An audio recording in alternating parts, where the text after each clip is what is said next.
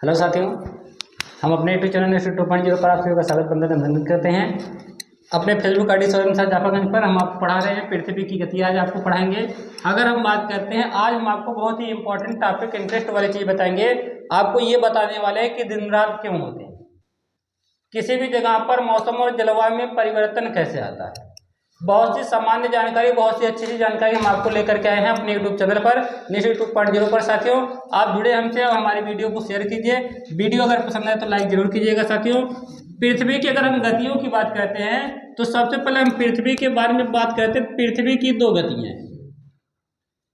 पृथ्वी की दो गतियां हैं।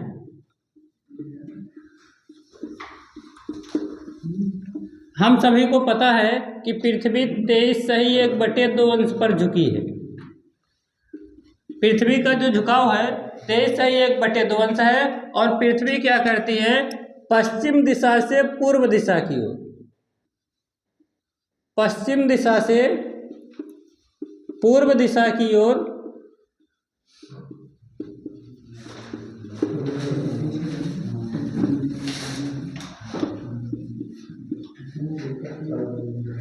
सूर्य की परिक्रमा करती है।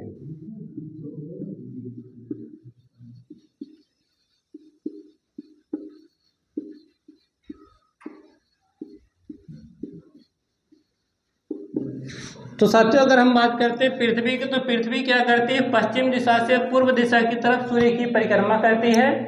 पृथ्वी का जो झुकाव है 23.1/2 है। अगर यही पृथ्वी का झुकाव 23.1/2 ना होता, यदि पृथ्वी स्थिर होती, पृथ्वी का कोई झुकाव ना होता, पृथ्वी की अगर हम लोग बात करते हैं, पृथ्वी कुछ ऐसी है, ऐसे पृथ्वी का झुकाव है 23.1/2। यदि यही पृथ्वी का झुकाव ना होता तो पृथ्वी क्या होता, पृथ्वी पर प्रत्येक जगह दिन रात बराबर होता। पृथ्वी पर क्या होता, तब हमेशा क्या होता, 12 घंटे का दिन होता और 12 घंटे का रात होता। लेकिन ऐसा कुछ है नहीं। क्यों नहीं है? क्योंकि पृथ्वी का झुकाव 23.1/2 है। पृथ्वी के झुकाव के कारण ही जगह जगह पर क्या होते हैं, परिवर्तन आपको दिखाई देते हैं। ठीक है। पृथ्वी की अगर हम गतियों की बात करते हैं, पृथ्वी की गतियां दो प्रकार की बांटी गई हैं। पहला होता है घूर्णन गति। पहली गति होती है घूर्णन गति, जिसको हम दैनिक गति कहते हैं। घूर्णन गति, इस घूर्णन गति को दैनिक गति कहा जाता है। दैनिक गति। दूसरी गति होती है परिक्रमण गति।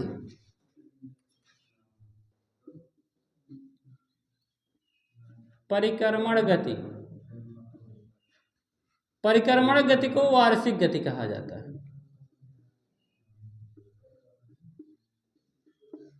पॉइंट समझेंगे। अगर हम घूर्णन गति की बात करते हैं, पृथ्वी की जो घूर्णन गति है, घूर्णन गति के कारण ही क्या होता है, दिन रात होता है। घूर्णन गति, पृथ्वी की घूर्णन गति के कारण, पृथ्वी की घूर्णन गति के कारण क्या होता है, दिन रात होता है। आपसे कभी कभी प्रश्न पूछा जाता है, पृथ्वी की किस गति के कारण दिन रात होते हैं, तो हम बताएंगे घूर्णन गति के कारण पृथ्वी पर क्या होते हैं, दिन व रात होते हैं। अगर घूर्णन गति के समय की बात करते हैं तो घूर्णन गति साथियों 23 घंटे 56 मिनट का होता है। 23 घंटे 56 मिनट। 23 घंटे 56 मिनट का क्या होता है, घूर्णन गति करता है। पृथ्वी का एक घूर्णन गति का जो समय होता है वो 23 घंटे 56 मिनट का होता है। और यही 23 घंटे 56 मिनट को 24 घंटा मान करके एक दिन बताया जाता है। ठीक है।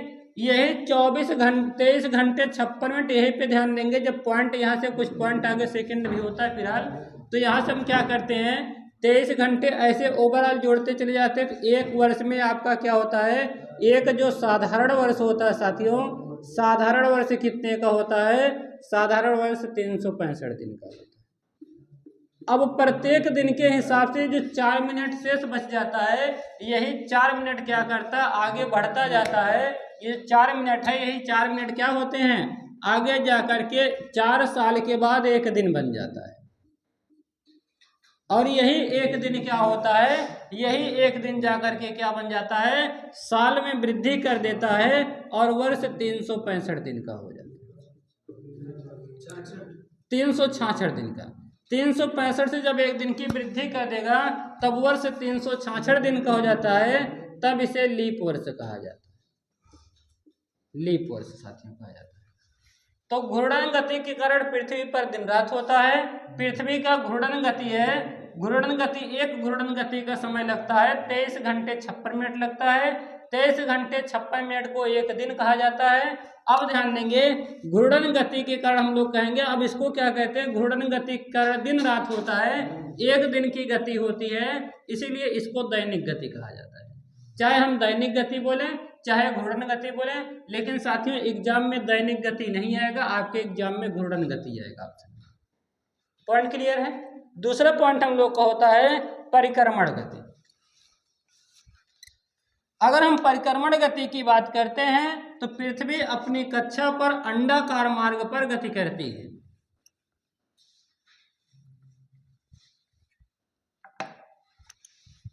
और 365 दिन 6 घंटे में, 365 दिन 6 घंटे में पृथ्वी क्या करती है, अपना एक परिक्रमण गति पूरा करती है।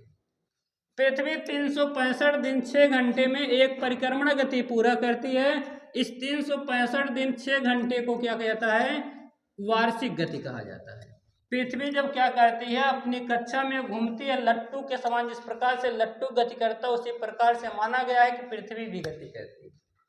सूर्य को स्थिर मान करके बताया गया है कि पृथ्वी क्या करती है, सूर्य की परिक्रमा करती है, और सूर्य की एक पूरी परिक्रमा पृथ्वी जो है 365 दिन 6 घंटे में करती है। तो प्रत्येक वर्ष क्या होता है, जो एक वर्ष होता है, एक वर्ष को माना जाता है 365 दिन। अब ये 6 घंटे बच जाएगा तो 6 चौका 24, प्रत्येक 4 साल के बाद 24 घंटा एक्स्ट्रा हो जाता है। आप सभी को पता होगा, साधारण बोलचाल की भाषा में 24 घंटे को एक दिन माना जाता है।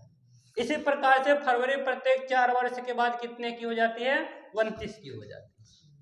ठीक है, अब यहाँ तक पॉइंट इतना था साथियों। ध्यान देंगे, यही परिक्रमण गति होती है, परिक्रमण गति के कारण ही ऋतु परिवर्तन होता है। क्या होता है, ऋतु परिवर्तन। अगर आपसे कह दे कि पृथ्वी पर ऋतु परिवर्तन किस गति के कारण होता है, तो आप बताएंगे पृथ्वी पर ऋतु परिवर्तन परिक्रमण गति के कारण होता है। वार्षिक गति के कारण पृथ्वी पर क्या होता है, ऋतु परिवर्तन होता है। इतना पॉइंट क्लियर है। अब ध्यान देंगे पृथ्वी से कुछ महत्वपूर्ण जानकारी।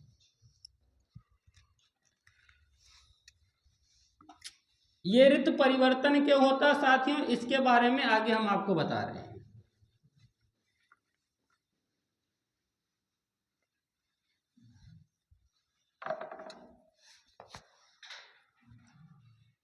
अगर हम पृथ्वी की बात करते हैं,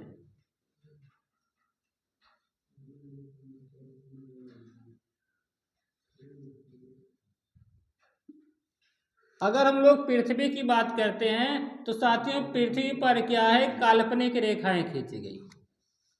पृथ्वी पर क्या खींची गई हैं, काल्पनिक रेखाएं। और पृथ्वी पर जो काल्पनिक रेखाएं हैं इनको हम लोग जानते हैं अक्षांश रेखाएं कहा जाता है।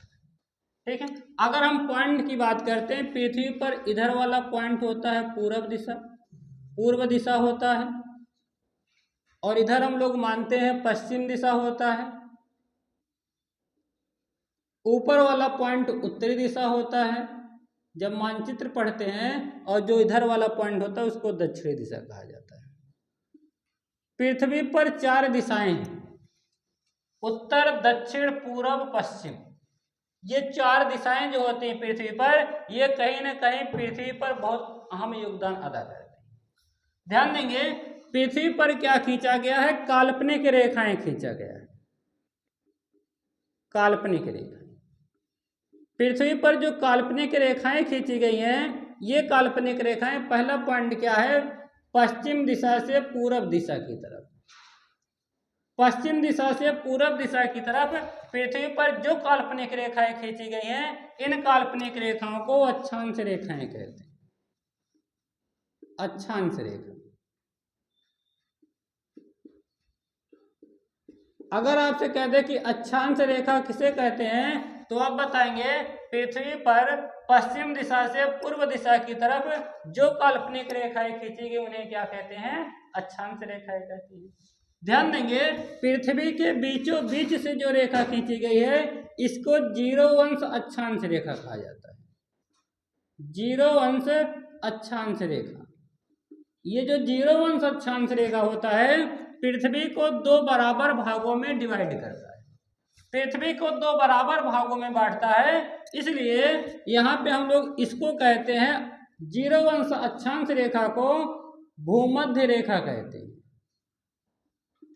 भूमध्य रेखा। भू मतलब भूमि को, मध्य मतलब मध्य से, ठीक है। पृथ्वी के मध्य से जाने वाली अक्षांश रेखा को हम लोग भूमध्य रेखा कहते हैं। इसी भूमध्य रेखा को विषुवत रेखा भी कहा जाता है। विषुवत रेखा। इसके बाद अगर पॉइंट की बात कहते हैं, इधर वाले जो उत्तरी दिशा में जो पॉइंट होता है, जो क्षेत्र होता है, इसको कहा जाता है उत्तरी गोलार्ध। उत्तरी गोलार्ध। और दक्षिणी भाग में जो पॉइंट, जो क्षेत्र होता है, उसको कहा जाता है दक्षिणी गोलार्ध। दक्षिणी गोलार्ध। अब आगे बात करते हैं जीरो अंश अक्षांश रेखा। अब अगर हम लोग बात करते हैं, ये जो अक्षांश रेखाएं हैं, अक्षांश रेखाओं की संख्या कितनी है? उत्तरी गोलार्ध में 90 अक्षांश रेखाएं। अगर हम उत्तरी गोलार्ध की बात करते हैं तो उत्तरी गोलार्ध में है 90 अक्षांश रेखाएं। दक्षिणी गोलार्ध में इसी प्रकार 90 अक्षांश रेखाएं। तो अगर उत्तरी और दक्षिणी गोलार्ध में कुल रेखा पूछेगा तो हम बताएंगे उत्तरी और दक्षिणी गोलार्ध में कुल कितनी अक्षांश रेखाएं हैं, तो आप बताएंगे 180 अक्षांश रेखाएं। लेकिन साथ ध्यान देंगे, ये जो भूमध्य रेखा होता है ये भी एक अक्षांश रेखा होता है। तो 180 तो हो गया उत्तरी गोलार्ध और दक्षिणी गोलार्ध को मिलाकर, ठीक है। और एक +1 है, एक भूमध्य रेखा है, ठीक है। तो 180 + 1 करेंगे तो कितना हो जाएगा? कुल आपको हो जाएगा 181 अक्षांश रेखा। तो पृथ्वी पर कुल कितनी अक्षांश रेखाएं हैं? 181 अक्षांश रेखाएं। अगर हम बात करते हैं, जैसे हमने बताया कि दो अक्षांश रेखाएं हैं, तो दो अक्षांश रेखाओं के बीच में 111 किलोमीटर की दूरी होती है। दो अक्षांश रेखाओं के बीच में कितनी दूरी होती है? 111 किलोमीटर की दूरी होती है। Point clear? अब ध्यान देंगे साथियों, दो अक्षांश रेखाओं के बीच का जो क्षेत्र होता है, ऐसे एक अक्षांश रेखा, दो अक्षांश रेखा, आपको पता है इन दोनों अक्षांश रेखाओं के बीच की दूरी 111 किलोमीटर है। दो अक्षांश रेखाओं के बीच का जो क्षेत्र होता है, इस क्षेत्र को जोन कहा जाता है। जोन। दो अक्षांश रेखाओं के बीच की दूरी को क्या कहा जाता है? जोन के नाम से जाना जाता है, ठीक है। अब अगर हम पॉइंट की बात करते हैं, सर ये अक्षांश रेखाओं के बारे में तो हम लोग जान गए कि पृथ्वी पर कुल 181 अक्षांश रेखाएं हैं। पृथ्वी पर ये अक्षांश रेखाएं पश्चिम दिशा से पूर्व दिशा की तरफ खींची गई काल्पनिक रेखाएं हैं। अगर अक्षांश रेखाओं की बात करता है, एक अक्षांश रेखा को भूमध्य रेखा कहते हैं। कुछ और महत्वपूर्ण इंटरेस्टिंग जानकारी साथी,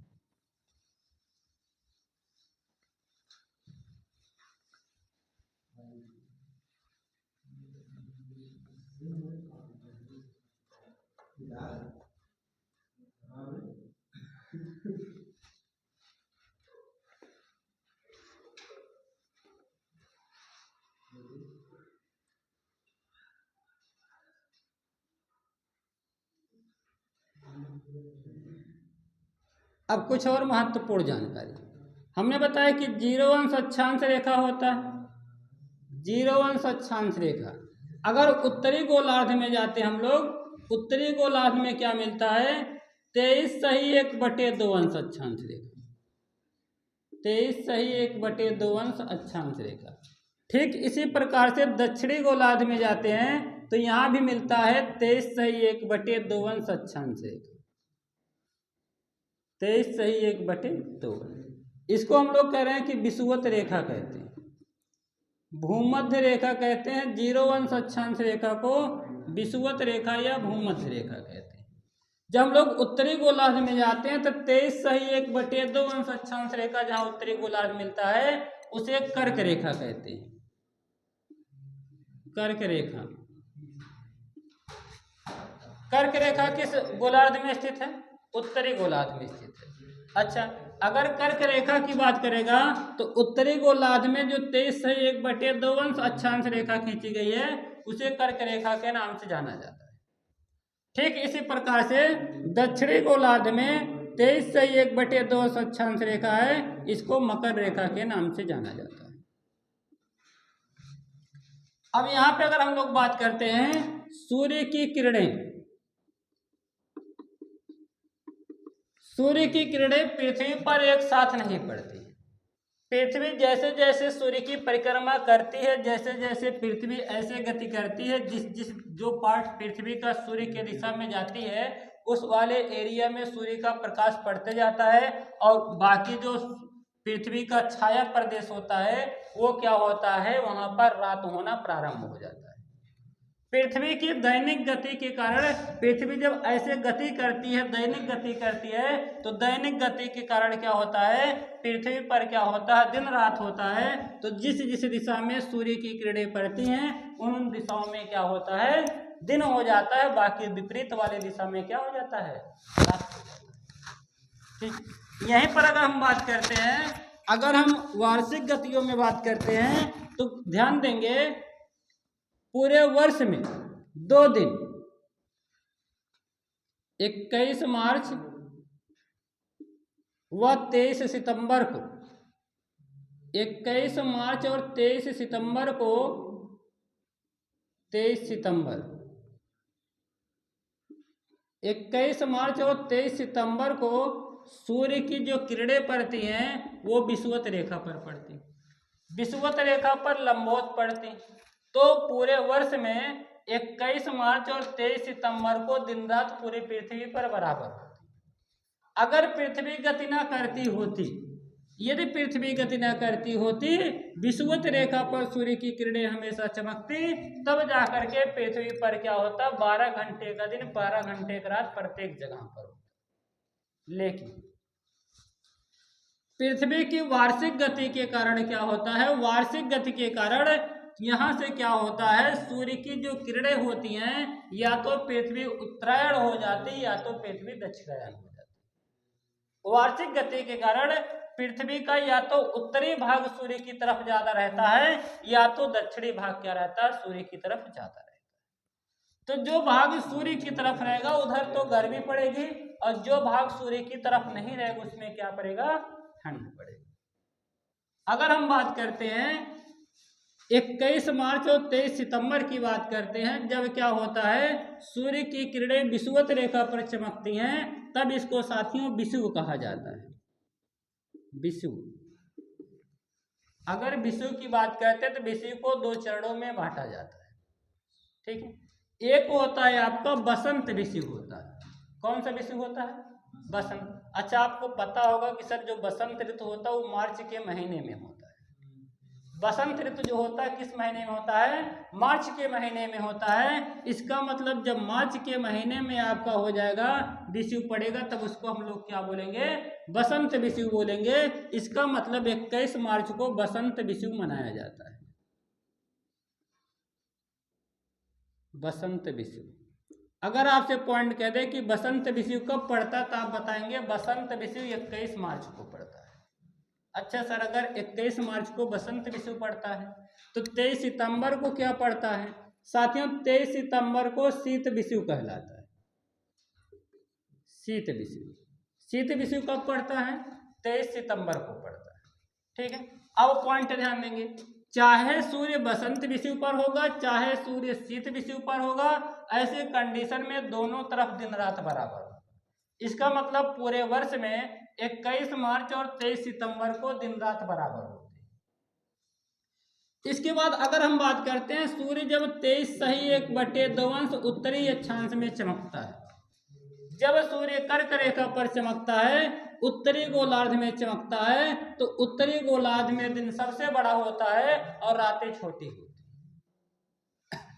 अगर हम बात करते हैं कर्क रेखा पर, तो ये तिथि साथियों होती है, कब होती है, याद कीजिए 21 जून होता है, 21 जून। और 21 जून को क्या होता है, सूर्य की जो किरणें हैं वो कर्क रेखा पर लंबवत चमकती है। और यही कारण है उत्तरी गोलार्ध में 21 जून को सबसे बड़ा दिन होता है।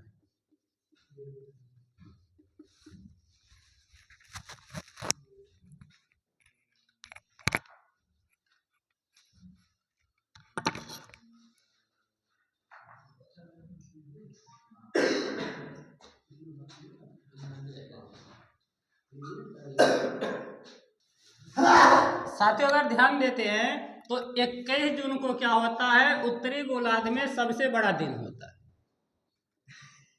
जबकि क्या होगा 21 जून को क्या यहाँ पर क्या होगा, उत्तरी गोलार्ध में सबसे छोटी रात होगी। और 21 जून को क्या मनाया जाता है, योग दिवस, अंतरराष्ट्रीय योग दिवस मनाया जाता है। ठीक इसी प्रकार अगर आते हैं 22 दिसंबर को, 22 दिसंबर को क्या होता है, सूर्य मकर रेखा पर सीधा चमकता है। तो अगर 22 दिसंबर को सूर्य मकर रेखा पर सीधा चमकता है तो इसका मतलब 22 दिसंबर को क्या होगा, मकर रेखा पर सर्वाधिक गर्मी होगी और कर्क रेखा पर ठंडी होगी। अगर मकर रेखा पर गर्मी है तो कर्क रेखा पर ठंडी है, यदि कर्क रेखा पर गर्मी है तो मकर रेखा पर ठंडी। इसका मतलब क्या है, ये जो अक्षांश रेखाएं हैं, इन अक्षांश रेखाओं की सहायता से जलवायु परिवर्तन का पता चलता है। किसका परिवर्तन, जलवायु परिवर्तन। अगर आपसे कह दे कि जलवायु परिवर्तन का मुख्य कारण क्या है, तो आप बताएंगे पृथ्वी की जो अक्षांश रेखाएं हैं ये जलवायु परिवर्तन का मुख्य कारण है। तो जलवायु परिवर्तन का मुख्य कारण कौन हो गया, अक्षांश रेखाएं। अब ध्यान देंगे, अगर सूर्य क्या होता है, जब यहां पे हम लोग बात करते हैं, सूर्य जब कर्क रेखा पर चमकता है तब उसको संक्रांति कहा जाता है। ठीक है, तो हम कहेंगे जब सूर्य कर्क रेखा पर चमकेगा तब उसको कर्क संक्रांति कहा जाएगा, कर्क संक्रांति। तो अगर आपसे कह दे कि कर्क संक्रांति कब पड़ता है, तो आप बताएंगे कर्क संक्रांति 21 जून को पड़ता है। कर्क संक्रांति कब पड़ता है, 21 जून को। जब सूर्य कर्क रेखा पर चमकेगा तब उसको हम लोग कर्क संक्रांति कहेंगे। और कर्क संक्रांति कब पड़ेगा, 21 जून को। अगर प्रश्न कह देगा कर्क संक्रांति किस महीने में मनाया जाता है, तो आप बताएंगे कर्क संक्रांति जून महीने में मनाया जाता है। पॉइंट क्लियर है। दूसरा पॉइंट क्या है, मकर संक्रांति। जब सूर्य मकर रेखा पर चमकता तब उसको मकर संक्रांति कहा जाता है, मकर संक्रांति। ठीक है, अब पॉइंट समझेंगे। ये जो मकर संक्रांति है, मकर संक्रांति कब पड़ेगी, जब सूर्य मकर रेखा पर चमकता है। अब आपसे अगर प्रश्न पूछ ले कंपटीशन एग्जाम में कि मकर संक्रांति किस महीने में पड़ता है, तो बहुत से विद्यार्थी कहेंगे मकर संक्रांति तो 14 जनवरी को पड़ता है। ये जो 14 जनवरी को आप मकर संक्रांति मनाते हैं, मकर संक्रांति नहीं है, ये पोंगल का त्योहार है, ये पोंगल उत्सव है। जो आप लोग मकर संक्रांति मनाते हैं 14 जनवरी को, वो पोंगल त्योहार है जिसको खिचड़ी मनाया जाता है। उत्तर भारत में खिचड़ी का त्योहार मनाया जाता है। खिचड़ी कहाँ का मेला है, गोरखपुर का मेला है, पूर्वी उत्तर प्रदेश का मेला है, खिचड़ी होता है। ठीक है, उसको पोंगल जो होता है उसी पोंगल को खिचड़ी उत्सव के रूप में मनाया जाता है। लेकिन साथियों अगर आपसे कंपटीशन एग्जाम में कह दे कि मकर संक्रांति कब मनाया जाता है, तो आप बताएंगे मकर संक्रांति 22 दिसंबर को पड़ता है। अगर कह दे कि मकर संक्रांति किस महीने में पड़ता है, तो आप बताएंगे मकर संक्रांति जो है दिसंबर माह में पड़ता है। किस माह में पड़ता है, जनवरी माह से आप कदाच टिक नहीं मारेंगे, नहीं तो आपका पॉइंट गलत हो जाएगा। पॉइंट क्लियर है। तो ये हो गया अक्षांश रेखाओं से संबंधित महत्वपूर्ण जानकारी। साथियों यहाँ पर अगर बात करते हैं सूर्य पृथ्वी क्या है 23.1/2 पर झुकी है। जब पृथ्वी 23.1/2 पर झुकी है तो इसका मतलब पृथ्वी जो है साथियों इस पूरब की तरफ ढाल है और पश्चिम की तरफ उठी हुई है। पृथ्वी का जो ढाल है वो क्या है, पूरब की तरफ पृथ्वी झुकी हुई है, पूरब की तरफ झुकी है, पूरब की तरफ ढालू है और पश्चिम की तरफ पृथ्वी उठी हुई है। अगर हम यहाँ पे पॉइंट की बात करते हैं तो आप कहेंगे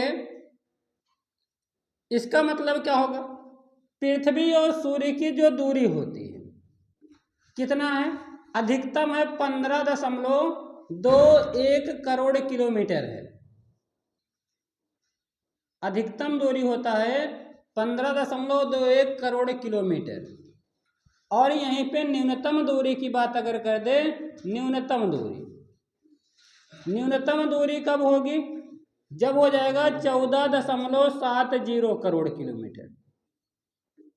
अब पॉइंट समझेंगे, जब सूर्य और पृथ्वी के बीच की सर्वाधिक दूरी होती है तब उसको क्या कहा जाता है, सूर्य और पृथ्वी के बीच की जब सर्वाधिक दूरी होती है तब उसे अपसौर कहा जाता है।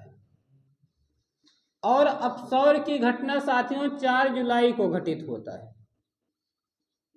4 जुलाई। यहीं पर अगर कह दे सूर्य और पृथ्वी के बीच की जो न्यूनतम दूरी होती है वो होता है 3 जनवरी को, और 3 जनवरी को उपसौर की घटना घटित होती है। उपसौर का मतलब है सूर्य और पृथ्वी के बीच की न्यूनतम दूरी, उप माने समीप। जब क्या होगा, पृथ्वी सूर्य के समीप होगी जिस दिन, उस दिन उपसौर मनाया जाएगा। अप मतलब होगा दूर, जिस दिन पृथ्वी और सूर्य एक दूसरे से दूर होंगे उस दिन अपसौर मनाया जाएगा। अपसौर की घटना 4 जुलाई को घटित होता है। 4 जुलाई को पृथ्वी और सूर्य के बीच सर्वाधिक दूरी होती है। अगला पॉइंट है 3 जनवरी को सूर्य और पृथ्वी के बीच में सबसे कम दूरी होती है। न्यूनतम दूरी जो होती है 14.70 करोड़ किलोमीटर का होता है, और ये घटना घटित होती है 3 जनवरी को, और 3 जनवरी को उपसौर की घटना मनाई जाती है। प्यारे साथियों, आज की क्लास बस इतना ही रहने वाली है। उम्मीद करते हैं यह वीडियो आपको बहुत पसंद आई होगी। वीडियो कैसा लगा कमेंट बॉक्स में जरूर बताएंगे साथियों। जय हिंद साथियों, जुड़े रहिए आप हमारे यूट्यूब चैनल इंस्टीट्यूट पॉइंट।